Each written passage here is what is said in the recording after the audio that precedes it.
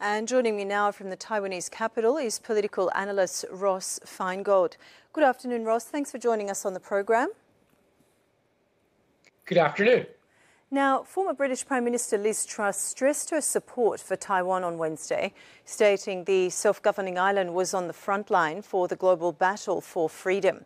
Now, could this visit make things more complicated, considering that many other American and European leaders have also visited Taiwan in recent months? Well, China will, of course, criticize. They already have been. They'll probably criticize it in the coming hours. Key thing, I think, to remember here, though, is that Liz Truss is but one member of parliament. She's not part of the government. She's not a policymaker at the moment. So her influence over UK policy or what other countries might do with regard to Taiwan or China is, frankly, very limited, even more so because of the circumstances of her brief tenure as prime minister. But that being said, China, again, they will object to any prominent political personality from a Western country or from Japan who does visit Taiwan.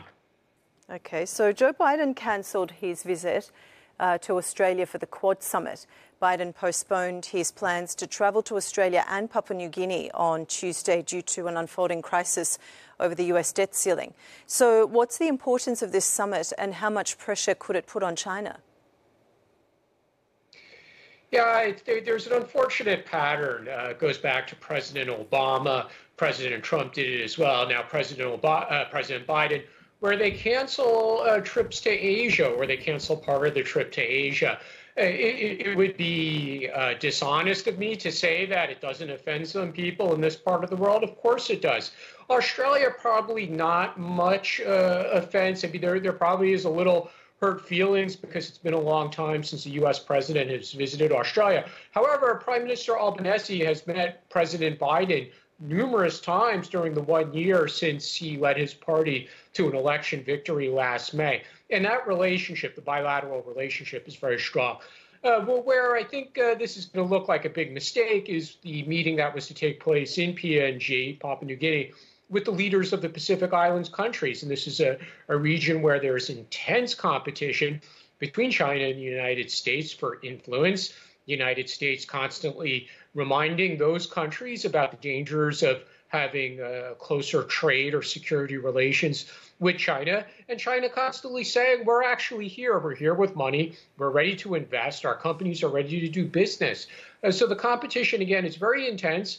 And the criticism that's often made of the United States and to a lesser extent Australia is you're not here. And when you are here, and I'm referring specifically to the Pacific Island countries, you come very briefly. You don't stay very long. And you tend to lecture us about how we should be running our countries. So it usually doesn't go down very well. And now we have the unfortunate situation where these leaders, frankly, were traveling very far distances. Their countries are remote in the Pacific Island region. Very expensive for these poor countries' leaders to fly all the way to Papua New Guinea to meet President Biden, and then he cancels. Right. OK. Now, my last question to you is the 49th G7 summit will kick off on Friday in Japan. How are you analysing this summit, and what are some of the most important topics that leaders will have on their agenda? No doubt Ukraine will be a significant topic. And I think on Ukraine, we're going to continue to see the pattern, which is well established at this point, and that's unity. So despite the skeptics early on in the war saying that G7 unity or even NATO unity or EU unity wouldn't hold, for now it's largely held. And in fact, we see significant commitments in recent days by some of the Western European major countries for additional military aid to Ukraine. So I think we'll see some unified statements on Ukraine. The standard topic that they often also include in their statement is climate change, and we know that's a big issue for President Biden, so we'll probably see something about that.